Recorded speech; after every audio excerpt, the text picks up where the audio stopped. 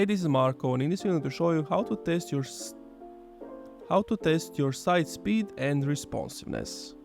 But before I show you how to do that, subscribe to the channel, it helps me out a lot.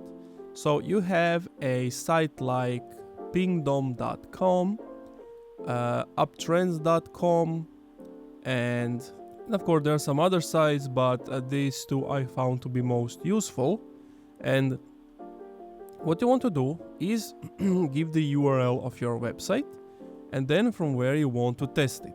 Now, if you are from United States, it just wouldn't make sense to test it from Europe, Germany, if you don't have anybody coming from over there. But if you do, you just enter the location, you click the button to start testing, and then it's going to run a test. Now, it's the same thing with this one. You want to choose it from where. So let's say here I want to do from New York. You can select to be mobile or desktop, and then you click start test and again wait.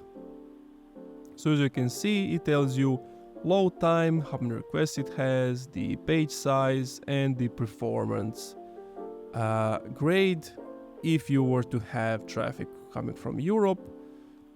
In this example from New York, it's not as pretty as the other side. It doesn't tell you like the dumbed down version, but it has more things.